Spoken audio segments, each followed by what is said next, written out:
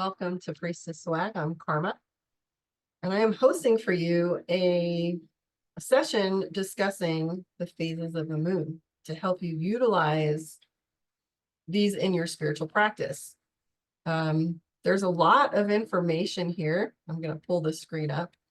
That was quite surprising at how in-depth some of this material was once I began to do some research and get my material right for you. I was really delighted to discover how much there really is involved in dealing with the phases of the moon. So let's get into it.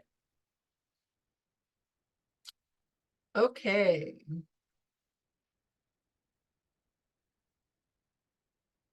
Priestess Swag, Temple Ways, A Course in Magic, the moon. We're talking lunar alchemy, harnessing moon phases for spiritual empowerment. Today, in this session, we're going to discuss the moon phases, astrology, different meanings of the moon and its correlating energy and understanding, astronomy, moon phases and intents, the seasonal moons, how we have like the blood moon, the hunter moon. We're going to talk about eclipses, blue moons, the ancients and their worship of the moon and the temples, Maiden, Mother, and Crone, the fates, moon making, moon water, charging your crystals, and an aura bath.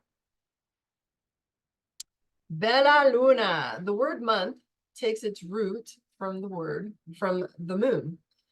The shape of the moon's elliptical path is serpentine, just so you know. Its face is always changing, as well as varying in latitude, and is constantly in flux. Now, the crown chakra is ruled by the moon. It governs emotions, instincts, and our mind. Many cultures associate the moon with fertility and a synchronous relationship between the menstrual cycle and the lunar rhythm. Let's first talk about common keywords for the moon. Mostly, these are found from astrology. So these keywords are the subconscious and the unconscious, emotions, water, the sacred feminine, the mother, childbirth, matter or the body, creation energy. Now I want to talk about matter and the body. And in astrology, Hellenistic astrology refers to the moon as the setting, the sun as the person, and the moon is our circumstance, our body, our emotions, etc., and how we function within it. So matter. In modern astrology, which we call psychological astrology, it's about the moods in the moon, how we're thinking and feeling. The moon is also creation energy. It's always associated with magic, ritual, and ceremony. References the home, goddess, it's always the goddess, instincts, intuition, and psychic abilities. The word lunatic, think of psychosis, memory, beauty, the mind, moods, and the tides, because the moon definitely governs our tides.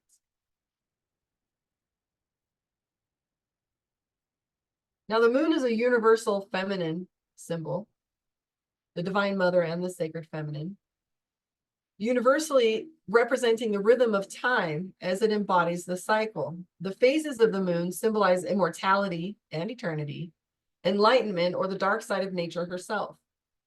It symbolizes nature, its blind and driven forces, the passing and return of its seasons. Transposed into the human realm, this image pinpoints moral instability, the changing heart, the gullible mind, and our frequently vacillating resolve. The moon's energy is potent and powerful, just like we are if we choose to believe it. And it can be used as a way to connect more deeply with ourselves and our feelings. Particularly during a full moon, you can try to harness that spiritual energy through journaling, meditating, or charging your crystals. Highly recommended. The moon is a source of illumination and guidance. The moon definitely has healing properties. It's seen as a force of light in the darkness. The moon can symbolize illumination, insight, and guidance. It can represent a guiding force for clarity of thought in dark times and a sense of connection with the divine. Moonlight symbolizes a connection to the subconscious mind and the hidden aspects of oneself. The moon hosts a deeply psychological aspect that flows with us in our cycles or moods. Let's talk about the astrology of the moon. Astronomy. The moon is the moon is symbiotic with our planet and its cycles and affects us on a deep physiological as well as emotional level. Its astronomy is that is its satellite to our planet Earth. The moon has power over how our planet functions by controlling the tides, and the moon makes Earth a more livable planet by moderating Earth's wobble on its axis, which helps stabilize our climate. This makes life possible. Interestingly, it takes 27 days, 7 hours, and 43 minutes for our moon to complete one full orbit around the Earth. This is called the sidereal month. If you are into astrology at all, you'll be familiar with the word sidereal, and is measured by our moon's position relative to distant fixed stars. However, it takes our moon about 29.5 days to complete one cycle of phases from new moon to new moon. So the lunar cycle lasts 28 days from start to finish. These 8 phases are the new moon, waxing, crescent, first quarter, waxing gibbous, full moon, etc. So in working with this energetically, I'll explain. So there are 4 moon phases with the intermittent phases in between. So every month, the moon spends about 7.9 days in each phase, and the gibbous and crescent moon mark the times in between. Each of these phases has a correlating mindset for you to capture or utilize. They are the new moon, the waxing crescent, first quarter moon, waxing gibbous, full moon, waning gibbous, waning crescent, last quarter moon, and waning crescent moon. Now let's get into what these are all about. Rhythms and consistency. Understanding waxing, waning. The phrase is, if something waxes and wanes, it first increases and then decreases over a period of time. The ebb and flow, peaks and valleys, asystole and systole, good times, bad times, it's waxing and waning. I like this because in philosophy, the definition is this: to progress cyclically through various phases, such as growth and senescence, to alternate, to increase and diminish in term. The manifestation of such philosophy seems to wax and wane, being the most common one time, but virtually without followers at another, apparently disappearing. Waxing and waning. In relation to the moon and its phases, when the moon is waxing, it will appear more illuminated, increasing in intensity and power. When it's waning, less of it will be illuminated by night, going into the darkness, the underworld. So waning tells us we're losing light. So let's talk about these phases. The crescent moon gibbous, full, and new.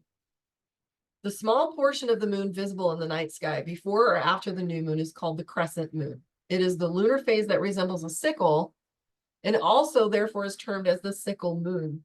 It's a little crescent, little half circle. Waxing means the moon's illumination is growing, and waning means it's decreasing.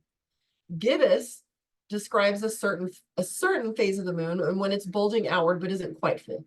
A waxing gibbous moon is one that is getting progressively rounder night after night, close to the full.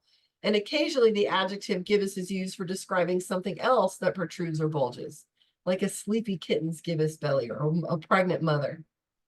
The full moon and its phase are the 2 easiest to identify in the night sky because they're round and bright. With the new moon, sometimes called the dark of the moon, it will look as if the moon is entirely missing from the sky or disappearing.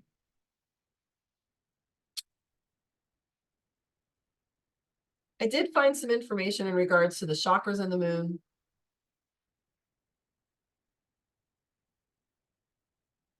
The full and quarter and new moon are all instants in time where the moon is exactly full, half, or not at all illuminated from the perspective of Earth.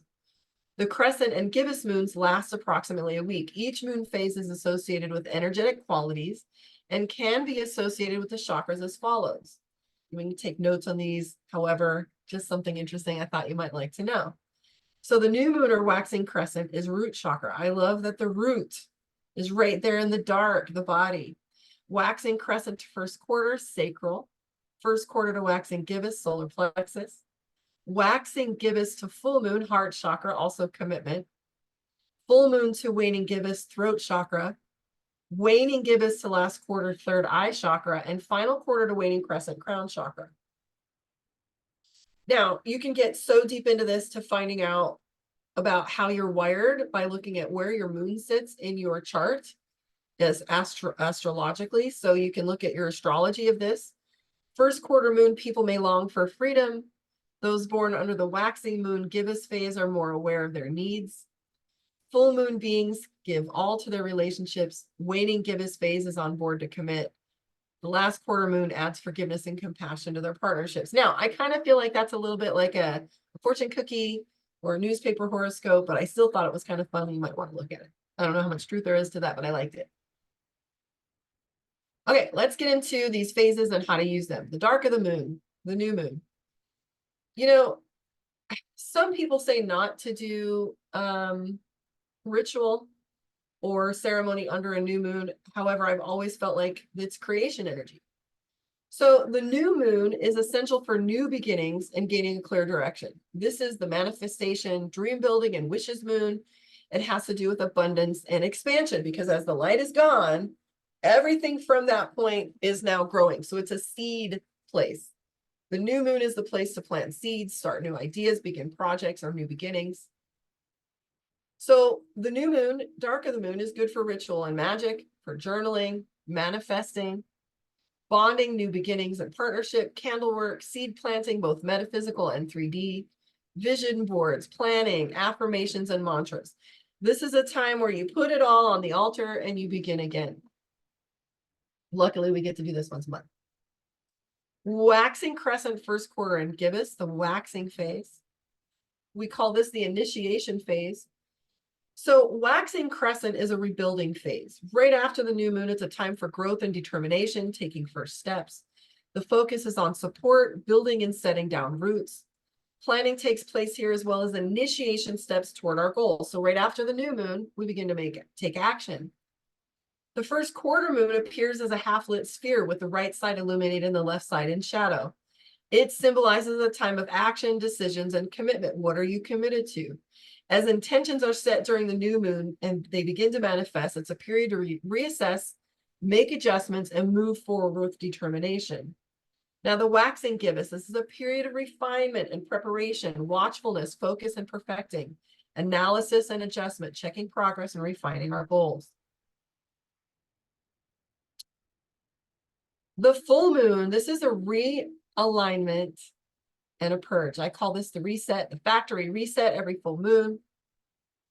The full moon is a time for releasing, purging, letting go, surrender, reset, rest, and shadow work. This is when we let go of limiting beliefs, fear, self-sabotage, failure, judgment, and opinions of others. This is how we make space for bringing in the new. We empty the container and intentionally fill it. It's a resting phase. The presence of a full moon is an opportune time for the month of purging rituals to take place. The light of the full moon illuminates those things that are interfering with our spiritual advancements. And once we've become enlightened to ways that are blocking us, the easier it is for us to let it go.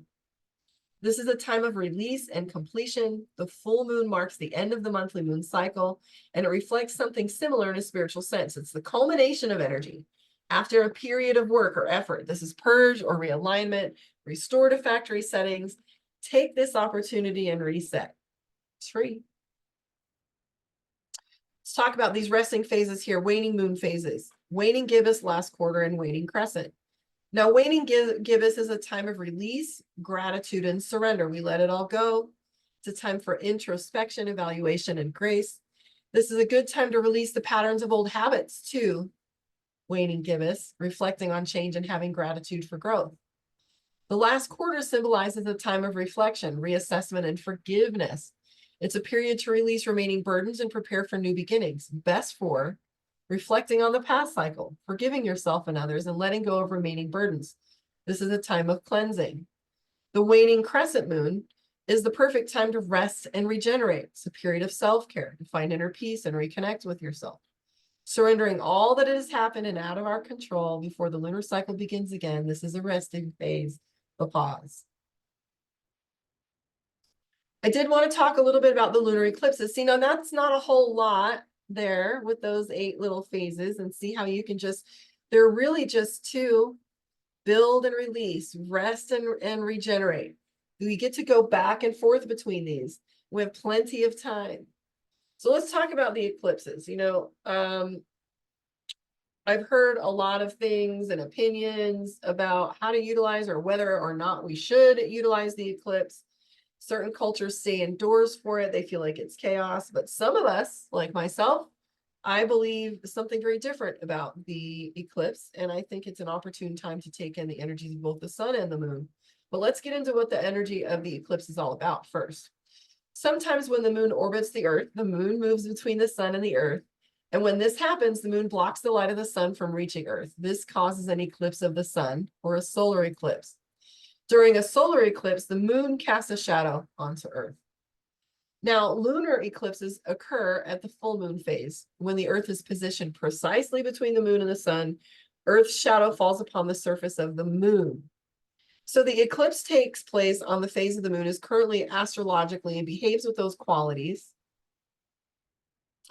Let me say that again. The eclipse takes on the phase the moon is currently in astrologically, and it behaves with those qualities and is a combination of new moon and full with very purgative effects and an opportunity to let go of what no longer is serving us while opening a portal.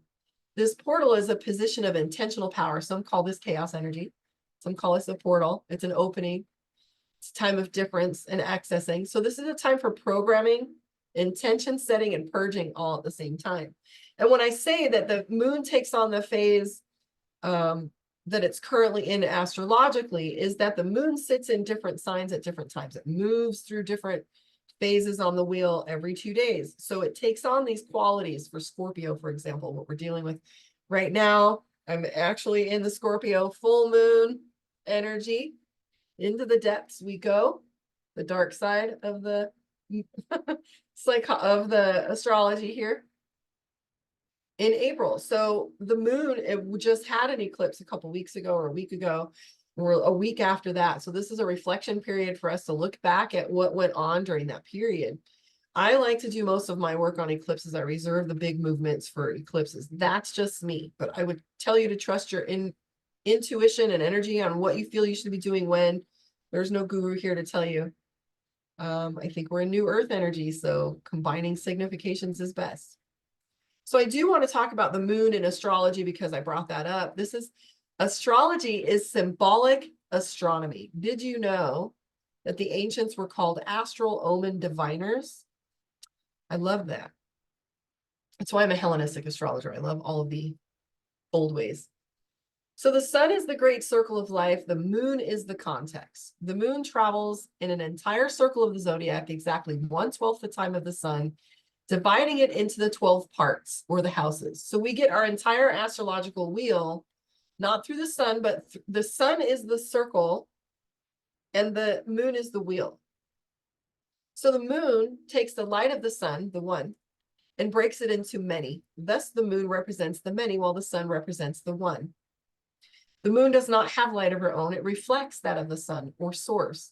It is a reflector and a fluctuation. The shadow, like that on the surface of water, the moon represents the division between spirit and matter. Spirit is the sun. Spirit of sun. The moon is matter. The moon also has to do with time. The sun defines the year. The moon defines the month. The sun and the moon represent spirit and matter, while the sun also defines the day.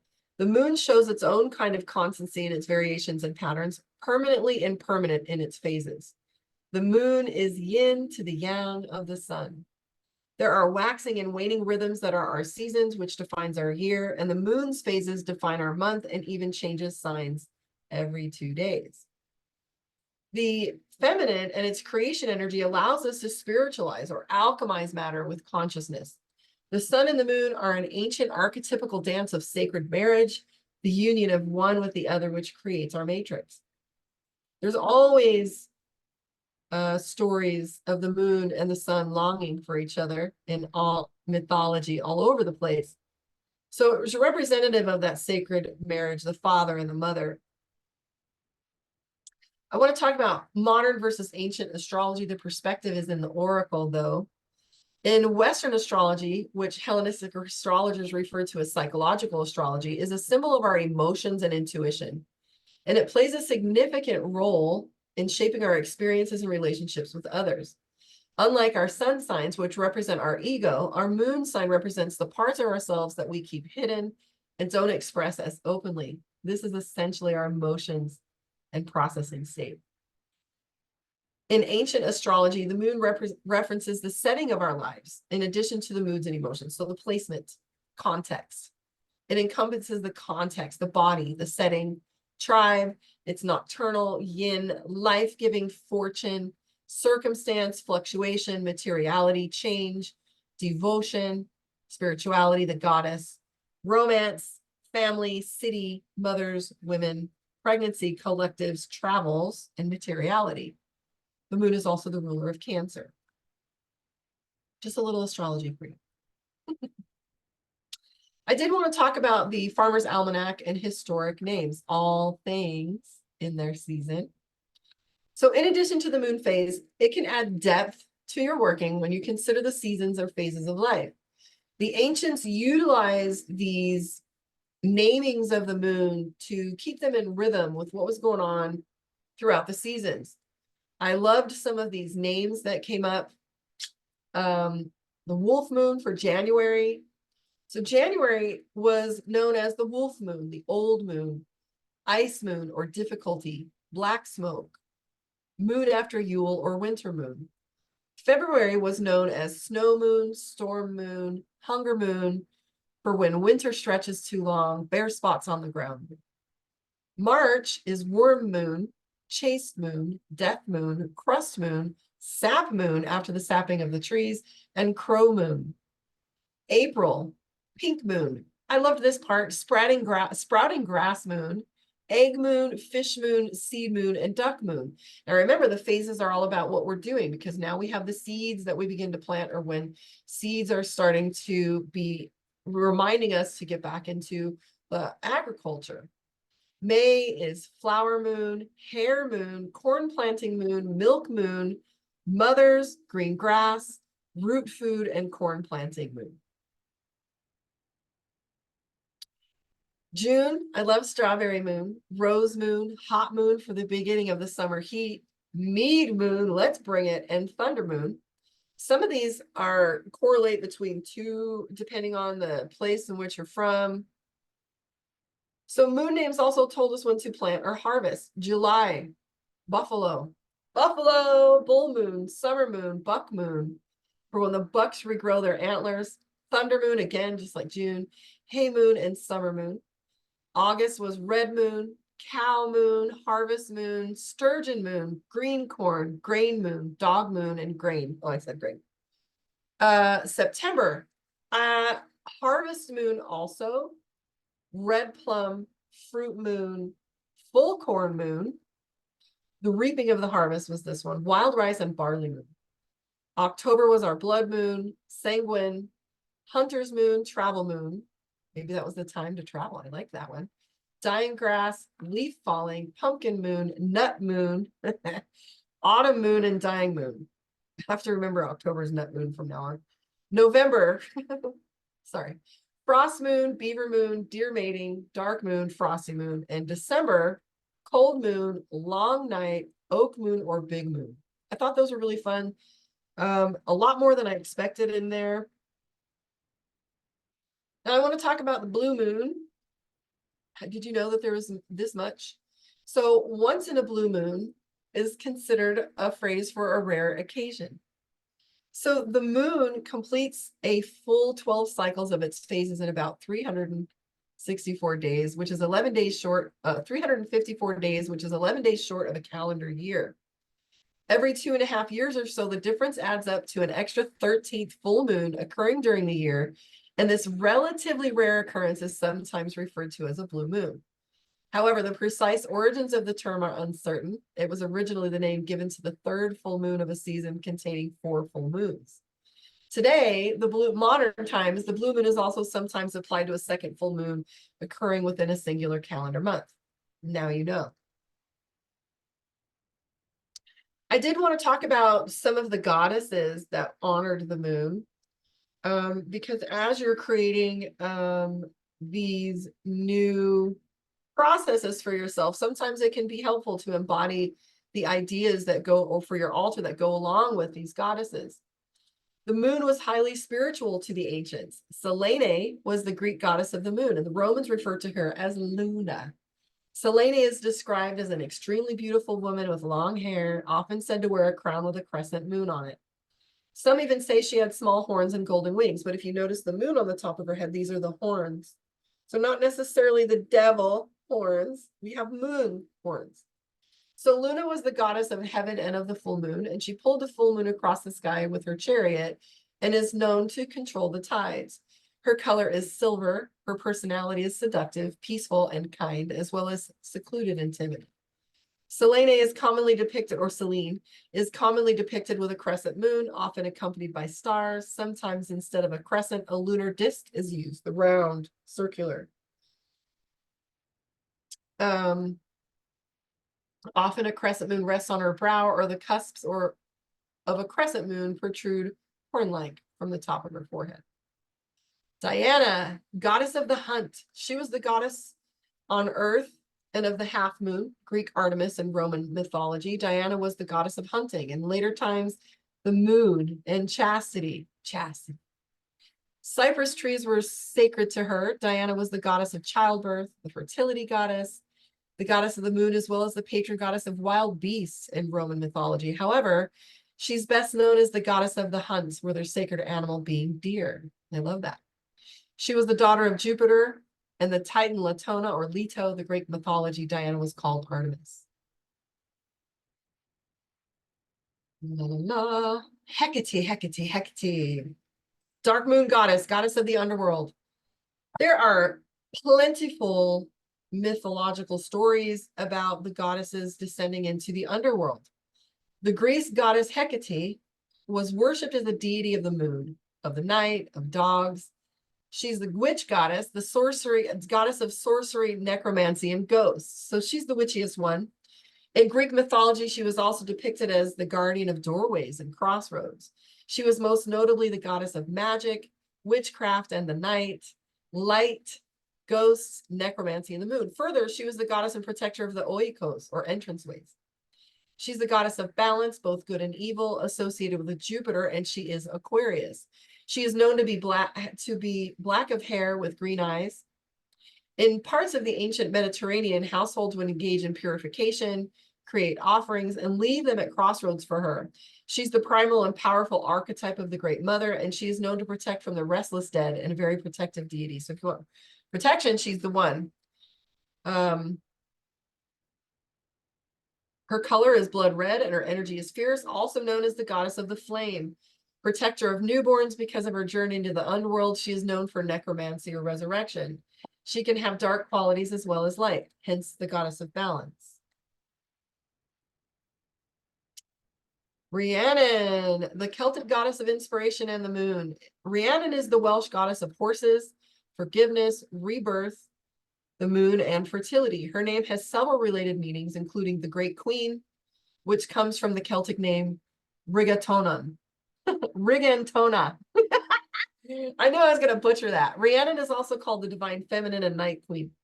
Rhiannon is often represented by symbols associated with her astonishing otherworldliness: moon, horses, horseshoe, songbirds, again gates, and the wind, and the number 7.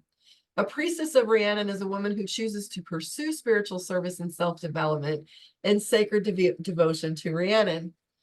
Goddess of love, to her ways of love and that are inner and outer, to the sacredness of her lands, her people, and our bodies, to sacred sexuality and healthy sisterhood, and to the transformative stages of womanhood. Main characteristics include being strikingly beautiful. Now, there's a reason Fleetwood Mac that song Rhiannon is so pivotal, because it's that Sisters of the Moon kind of thing. Now I want to talk about the Maiden, Mother, and Crone, the Celtic triple goddess, the Morrigan, because it's impossible to talk about the moon without talking about the Maiden, Mother, and Crone, or the Fates. past, present, future. A triple deity is a deity with three apparent forms that function as a singular whole. Such deities may sometimes be referred to as threefold, tripled, triplicate, tripartite, triune, triadic, or as a trinity. A lot of us have heard of the Trinity, similar to Father, Son, and Holy Ghost. These are very common. The fates are a common one. These three figures are often described as the Maiden, Mother, and the Crone, each of which symbolize both as a separate stage in the female cycle of life and phases also of the moon, and often rules one of the realms of heavens, earth, and the underworld. These three figures are often described as the fates. I doubled that up there, so sorry, I'm reading it twice. The basic character types that are represented in the theory of the triple goddess are the Maiden, who is the young and beautiful woman, the Mother, the starter of life, the nurturer of society, and the Crone, who becomes our teacher, the woman of wisdom. So I also wanted to add in here some crystals for the moon, how to renew and charge your crystals under the full moon. Just in case you wanted to work with the energy of the moon, I'll have a little list for you, although you can research these and also use your intuition. Moonstone, amethyst, aquamarine, labradorite, selenite for selene, rose quartz, angelite, opal, celestite, and aquamarine, among others. So I also wanted to cover the making and use of moon water or holy water. To put it simply, moon water is water that has been charged by the moon. You can create moon water by leaving water outdoors to charge under the full moon. Thinking always of what quality that moon is under. So Scorpio new moon, Hunter moon. There's also astrological things to consider, Libra, etc. You can create it by leaving it outdoors, and moon charged water can help revitalize and cleanse your energy. It's fun to use. I like it. It's a good time. I mean, I just think it gives me a place to focus, and I love the ritual and routine of these things. That helps me to stay focused. Really, these are just reframing techniques that can enhance your spirituality. Further, it said to enhance the glow of the skin. I mean, I feel like I want to glow, especially if used as part of our daily beauty routine. I mean, why not? This is making the mundane sacred and creating a ritual of self-care. A common practice is to sip moon water, whether you use it to brew tea or take it straight. In this way, you take in its energy and allow it to empower you. If you are in my meditation class, you will know lesson 6, where we talk about vibration and words and hidden messages of water, Masuro Emoto, where we talk about energy having power, and water has intelligence. You're taking in this intelligence. So in this way, you take in its energy and allow it to empower you. The ritual can be formed alone or shared with like-minded friends. Usually and typically it's created under a full moon when the moon is full. I just want to suggest some of us make eclipse water. You want to do this when the full moon is its brightest and its fullest, but it can be made any of the moon phases by the way. So I want to talk to you about utilizing the phases of the moon. Hopefully all of this has been beneficial to you or give you a new perspective. It's about focus, most especially rhythms, connection, conscious intent, and personal power. Moon phases can be an excellent focus for energy clearing, intention setting, meditative focus, event planning, channeling, plant medicine, like a wedding, right? Or a retreat, plant medicine, etc. It can be also utilized for different phases of reaping herbs also, like paying attention to when your moon is phasing so that you can use your herbs or pick them. So when you use these concepts intentionally, there's a powerful resonance between you and the planet. The moon is part of our Earth experience, and it begins to teach us that as above, so below is truly applicable. The moon and Earth are in harmony with each other, and they together with the sun and beyond. Our rhythms connect, and we begin a totally new dance where we are part of this. These are some things best learned through experiencing them. Taking the mundane and making it holy gives us something to look forward to. I mean, there are dozens, thousands of things that we can have our brain toward, like watching the news or getting on TikTok, but this allows us to align inward. And the moon has metaphysical power to amplify our energy. I believe this, that of our crystals and the collective. Activating the moon phases can enhance your spiritual awareness and open your energy to broader perspectives. Paying attention to and working with the rhythms of the moon can help you stay in alignment and connection with Earth energy. Incorporating the phases of the moon into our energy allows for us to work synchronistically with creation. Our ancestors did all things by the light of the moon. It was where they consecrated things. It was where they made their promises and covenants. It's the place under which stories were told, worship to be had, and where promises were made. The ancients fully embodied the moon, not through ignorance or understanding, but through close attunement with the cycles. There is wisdom to be had from this practice that only comes through embodiment and an act of worship and reverence. If you're looking to walk in a more sacred way, bring in the energy of the moon. Pay attention to the cycles. Some ways you can do that are to do your house clearing and bodily energy clearings on the new or full moon. Set intentions or meditate with these themes and see how it impacts your life. I would highly encourage you to practice, play with, explore, see what resonates with you. This gives you a strong foundation of understanding of the different ways in which you can play with it. One of the things that I would recommend is just start with 2, new moon and full. If you start with the new moon, set an intention, do a house clearing. And again, in 2 weeks, if you just stick with strictly those 2 processes, what you will find is that you will begin to notice it naturally, and you will begin to place your body and your spirituality in a rhythm of flow and purge, intention setting and clearing, and that it just kind of gives you an opportunity to look forward to these as time goes on. You'll know that as it's always in perfect timing and perfect alignment. Oh, I need a new moon. I need to get my mind straight, or I'm ready for a purge or a cleanse. But the waxing, crescent, and gibbous give us these other opportunities of focus when we're feeling out of alignment. All we just need to do is realign. It's available for you. It's there. If you have any questions, please reach out.